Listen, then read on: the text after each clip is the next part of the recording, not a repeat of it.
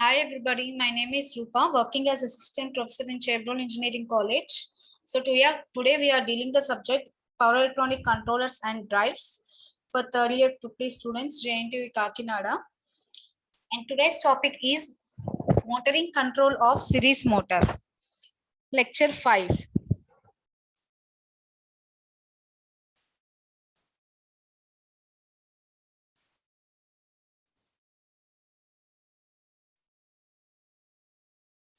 So before going to the motoring of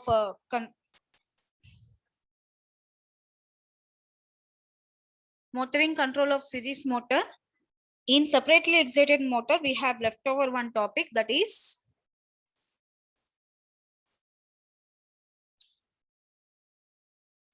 this one, steady state analysis for current limit control, CLC. So in this CLC, a chopper will be operating to control the armature current, which is prescribed between the limits IC2 and IC1. Okay, so we have to control the current within the limits IC1 to IC2. And the chopper also adjusts the values of delta and T such that these currents will be fluctuating in those limits only, in those current limits only, IC2 and IC1. So if you are analyzing the CLC, we are aiming to calculate the delta, T and speed torque curves. Okay, so delta, T and speed torque curves we have to calculate from the steady state analysis of current limit control, CLC. Okay, so if you see the equations 4.6 to 4.8, see here the equations 4.6 to 4.8, these are valid for duty intervals, and equations from 9 to 11 are valid for freewheeling intervals. So from equation 4.8, once I will show you the equation 4.8, students. So this is equation 4.8. IA2 is equal to V minus E by RA, 1 minus E power minus delta T by tau A plus IA1 into E power minus tau T by delta T by tau A. Okay, so from 4.6 to 4.8, these three equations will be giving duty interval, and from 4.9 to 4.11, these three will be giving freewheeling intervals. Okay, so from 4.8 equation,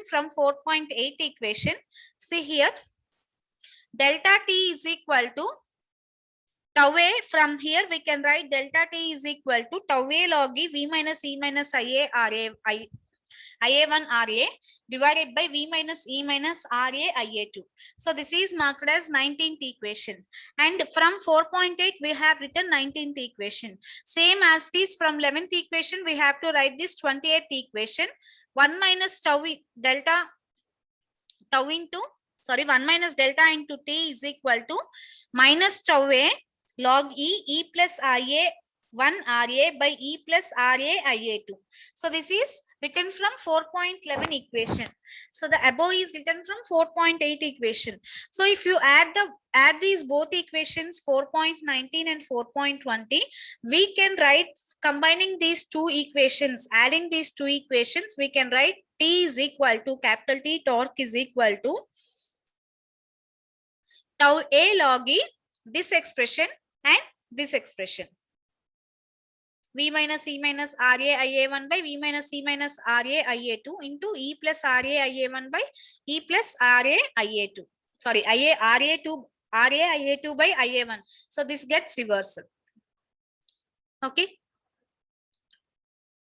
So adding these equations, we are getting this one. So once we calculate the T value here, torque value T here, which is obtained from equation 21. From this, if you know the T value, then you can be able to calculate the delta value from 19th equation. Okay, if T is substitute here, we can know the value of delta. T will be in denominator. So we can know the value of delta. So from these two equations, T and delta, IA and TA are obtained from equations 16 and 17 before 16 and 17, we can calculate the IA and TA.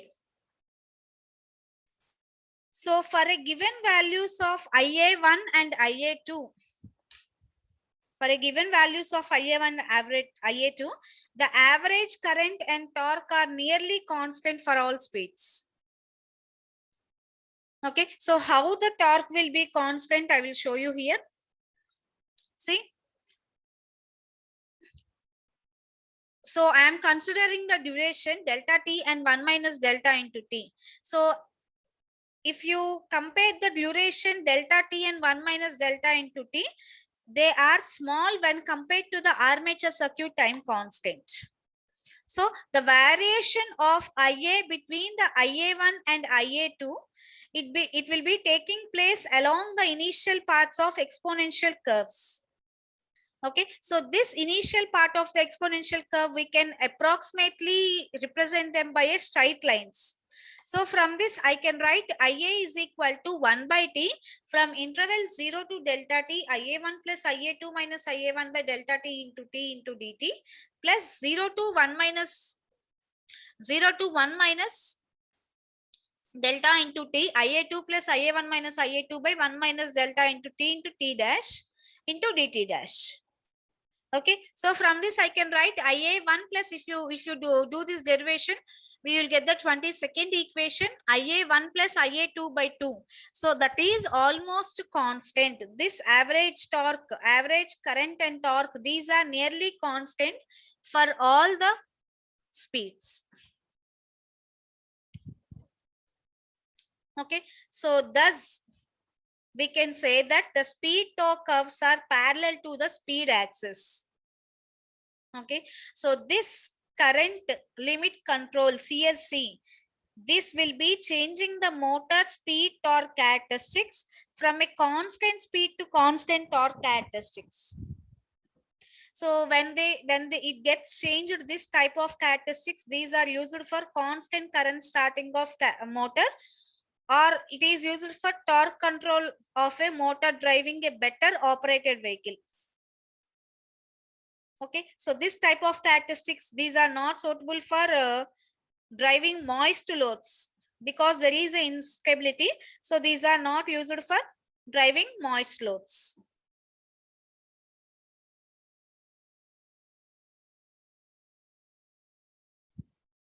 Next one, motoring control of series motor.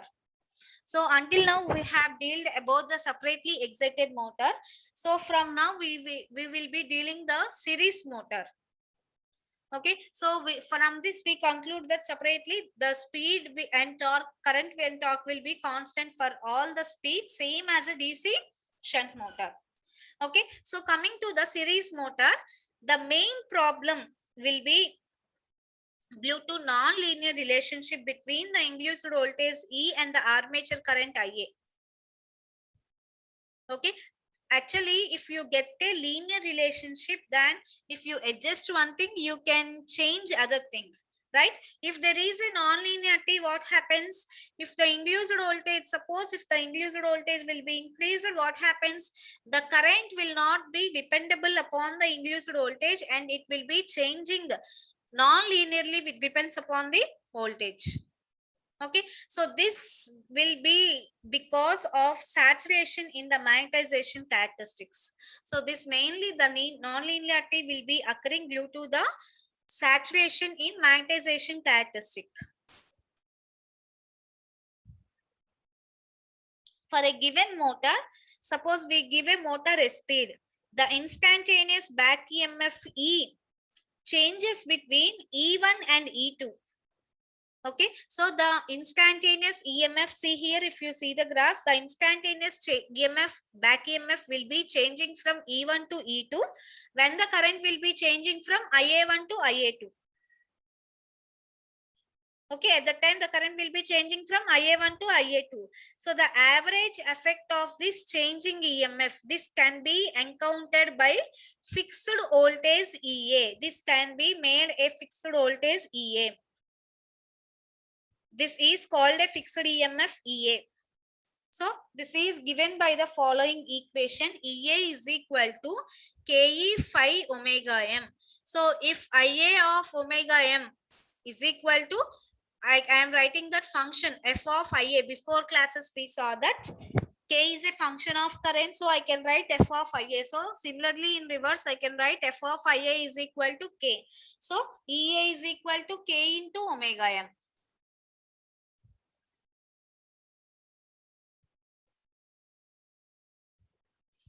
Okay, so from this equation we can say that back EMF, motor back EMF is constant. When it is constant, when we assume it is a function of average value of armature current Ia. So for a given Ia, Ka will be obtaining from the magnetization characteristics of the motor. For a given Ia, we can obtain the K from the magnetization characteristics of the motor. Okay, so these magnetization characteristics we can obtain from the driving obtained by driving the machines series motor. If you drive the series motor by a prime mover at a fixed speed, and we have to put the we have to excite the field by a separate source, then we can obtain the magnetization characteristics. Okay, so for a series motor, if you move the series motor, if you move the series machine by a prime mover, and we are moving this prime mover at a fixed speed, and we are exciting the field by a separate source.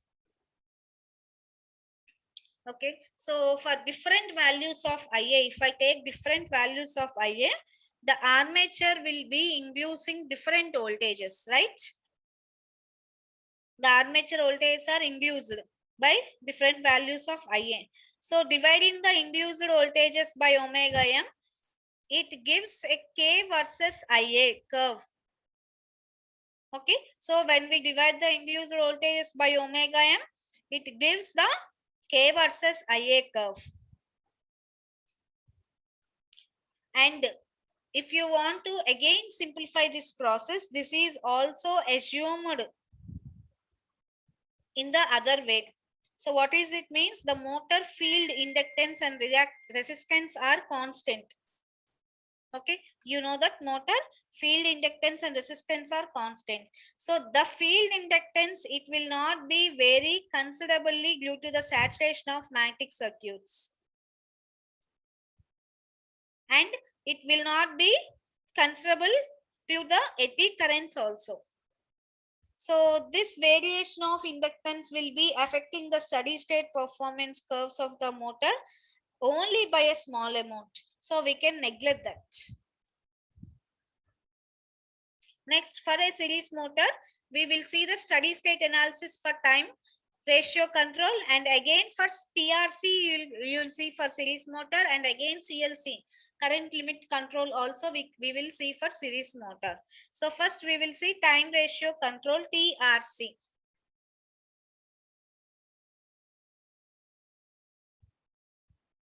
So this time ratio control for a series motor, it is carried out by using two assumptions. Okay, so what are the two assumptions means? I already discussed them in before sections. Same what we assumed for the separately excited motor, we have to follow the same assumptions in the separately excited motor also.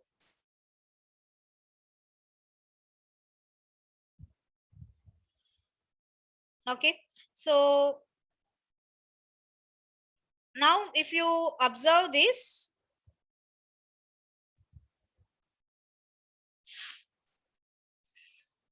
from the equations 14.4.15 and 4.23. Okay, so before equations 15 and 23, what are 15 and 23? I will show you.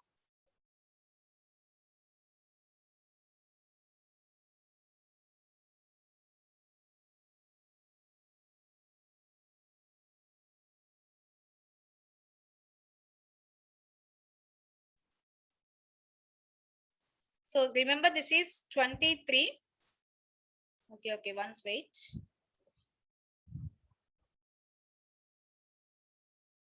Equation 23 is This one. This one I have to mark it as equation 23.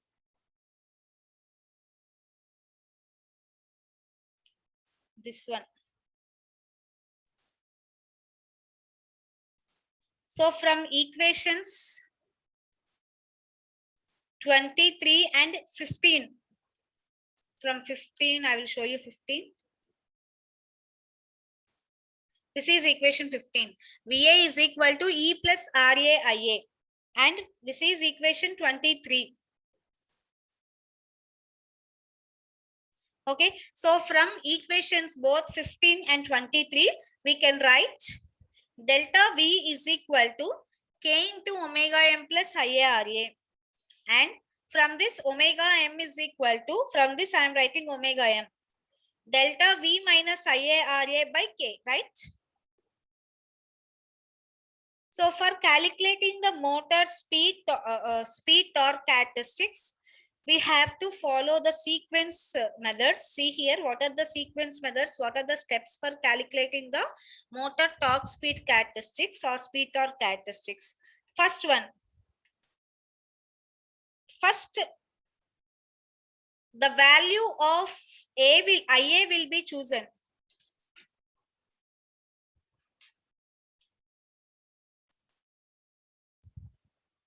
See here. The value of IA will be chosen. So corresponding to that IA, first value of IA is chosen, and corresponding to the value of K, we obtain the value of K from the magnetization characteristics.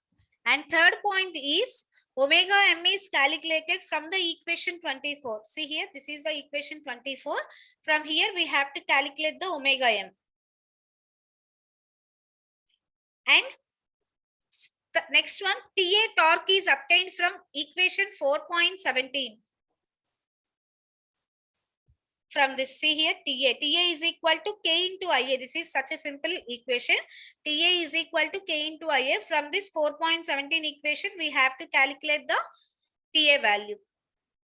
And next, the speed torque curves with delta as a parameter. It has the same nature as the curves which are shown by the continuous lines, what I showed you in figure before. So these are assumed for this one, not this one.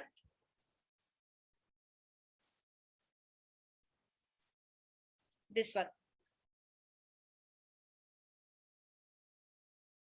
So we are taking delta as a parameter, and these curves are actually for regenerative braking speed torque curves of separately excited motor, but these curves will be existing for what we are discussing for series motor also. So as taking delta as a parameter, the same nature of the curve shown by the continuous lines, these are the continuous lines for the ideal direct voltage, same can be obtained here. Okay.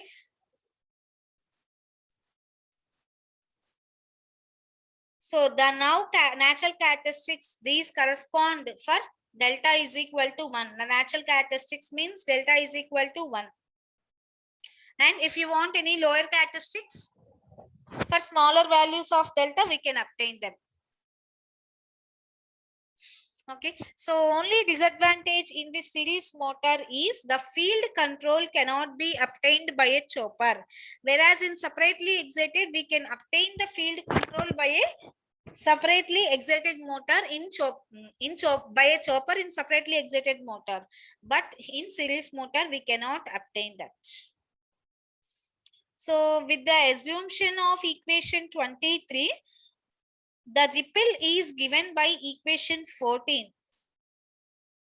Okay, so by assuming equation 23, we can assume the ripple of equation 14. So if you calculate the ripple in this way, it contains a large error. Okay, so this is not a satisfactory estimation. So in order to make it a satisfactory estimation of the ripple, it is possible only when the variation of field inductance and the eddy currents are chosen into account. As we are omitting them, we are not getting a satisfactory assumption. So for a full satisfactory assumption, what we have to do, we have to include the field inductance and eddy currents into account. We have to take them into account. Okay, so this is series motor TRC. Now CLC, before going to CLC, we will deal one problem. So this is the second problem in this chapter. A 220 volts 100 amperes DC series motor has an armature resistance and the inductance of 0.06 ohms and 2 millihenries. This is the inductance and this is the resistance. The field winding resistance and inductance are 0.04 and 18 millihenries respectively. Respectively means first number, first name. Second number, second name. Okay. Next, running on no load as a generator with the field windings connected to a separate source, it gives the following magnetization characteristics at 700 RPM. Okay, so these are the magnetization characteristics, current versus voltage. From this data, we have to find, see here, the motor is controlled by a chopper which is operating at 400 Hz and 220 volts. Always see that the chopper operating frequency will be greater than 50 ohms, sorry, 50 Hz. Okay, so suppose if the chopper frequency is not given, we have to take more than 100 or 200. Okay, 100 is also considered as a low frequency of the chopper, but we have to consider greater than 200. Okay, so the motor is controlled by a chopper operating at 400 Hz and 220 volts. Calculate the motor speed. We have to calculate the motor speed for the duty ratio of 0.7 and the load torque is equal to 1.5 times the rated torque.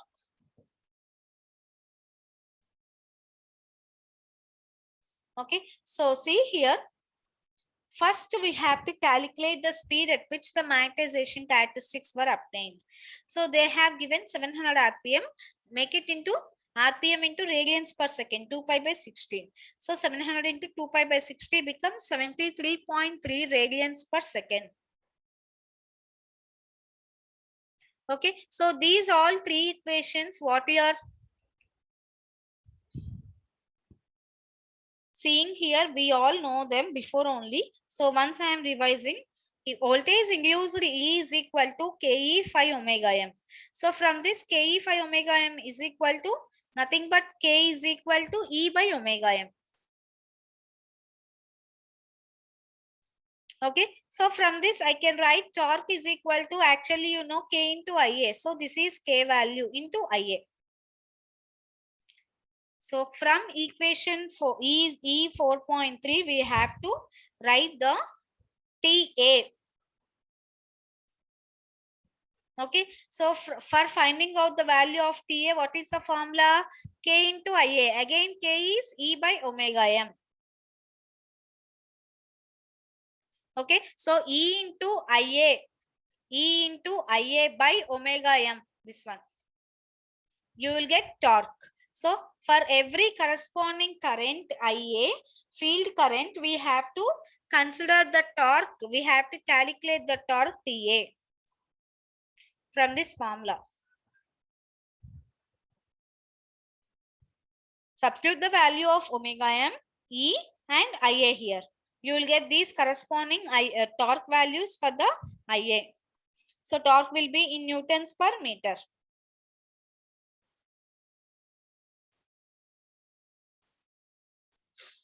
So next, we have to calculate the rated torque at 100 amperes.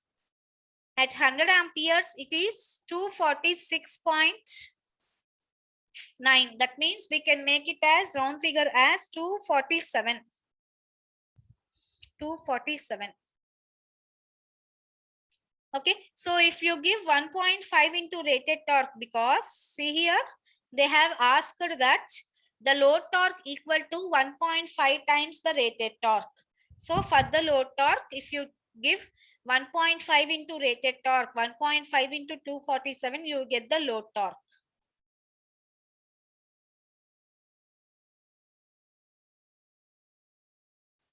Okay, so after this we have to calculate from above TA by IA table the current at 1.5 rated torque is, that means at 370 newtons per meter, sorry, at 370 newtons per meter. So at 338, at 125 amperes, it is 338. Okay, now we have to calculate current at 1.5 rated torque, that is 133 you will get. Okay, so this is at 370.5 newtons meters, 338 125 amperes, 431 150 amperes. What about at this rated torque 370? You don't know, so you have to calculate. So at 370 rp, at 370 newtons per meter, between these two values at 370 you will exist here somewhere. What is the current you have to calculate? So at 3, from the graph we can say that at 370 newtons per meter you will get the current of 133 amperes. And we have to find this rate K also at 133 amperes. So how will you find? If you find out K is equal to rated torque by load current. So TA by IA, that means 370 by 133, that is 2.79. So we have to calculate omega m. Omega m is equal to delta V minus IRA by K. So K 2.79 we got. Delta 0.7 they gave. Voltage is 220. IA we got. From IA, RA you will find out. See here, RA you will find out. RA is nothing but, see here, it is having a resistance of 0.4 and field winding resistance is also there. So 0.04 plus 0.06, total it becomes 0.1.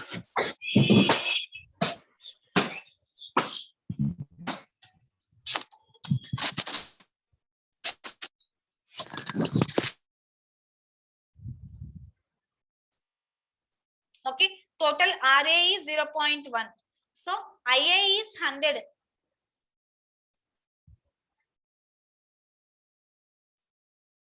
100 amperes. So by substituting in this, we will get omega m is equal to 51.6 radians per second into 2 pi by 60. If you want to convert it into reverse, we have to convert. So that becomes 492.7 RPM.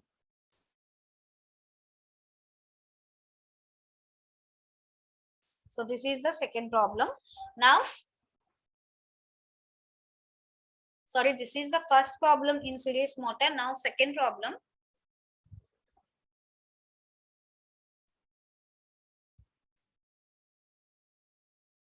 Same only this one. Next one. Steady state analysis with current limit control, CLC. Okay, until now we have calculated the steady state analysis with TRC, time ratio control. Now with current limit control for both steady state separately and series, we have to calculate this. Okay, so for steady state analysis with the current limit control, first we have to consider the equations 22.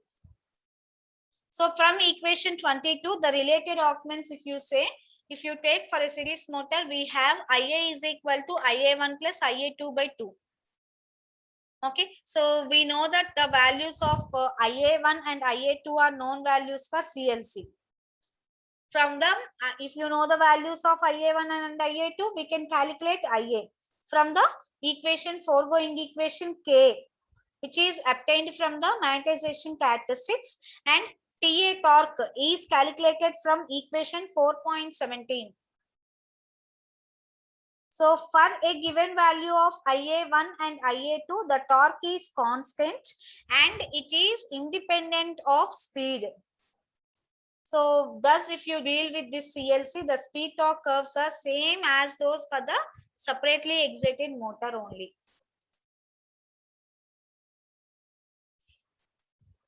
Okay. Next, we will go for regenerative braking of DC motors. In that we are going for separately excited motor.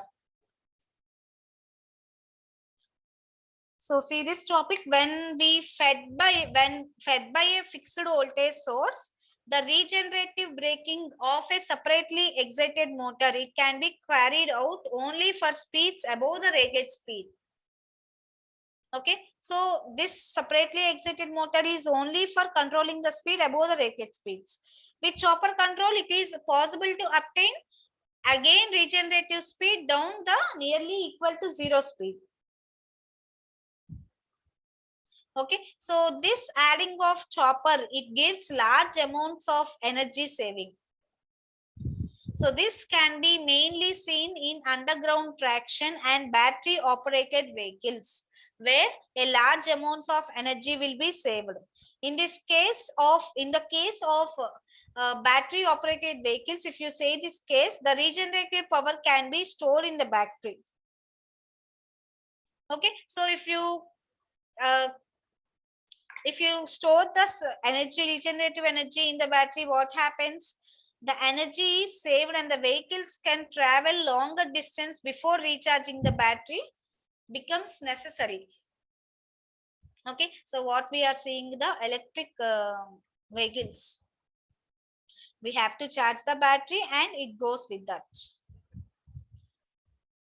So in the absence, suppose if there is any absence of chopper control, we see the regenerative braking of a separately excited motor, this can be carried out only for speeds and rated speeds only.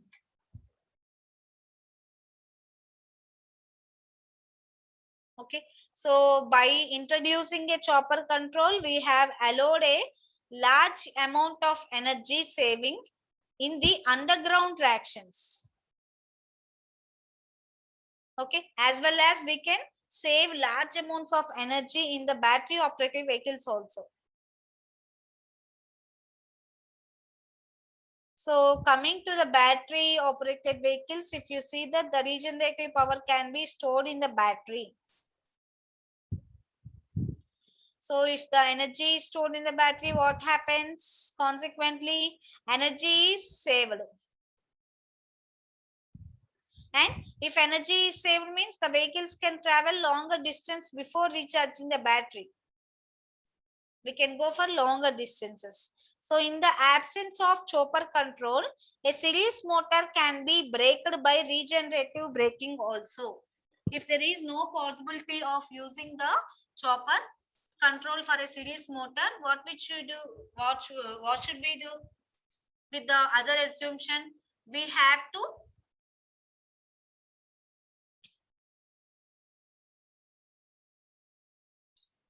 if you want to if chopper control is not required, is not possible in series motor, as in the separately excited motor, we cannot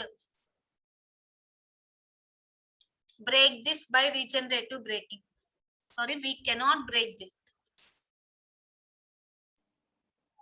Suppose if you use a chopper control, then in that parameter, we can break a series motor using regenerative braking. But if chopper is not there, if chopper control is not there, we cannot do this regenerative braking. And if you want to do also, it is not a simple process. It is very complex. It is not so that simple, and it is not so effective also to do that in series. So now we will see this separately excited motor and the series excited motor in the next class.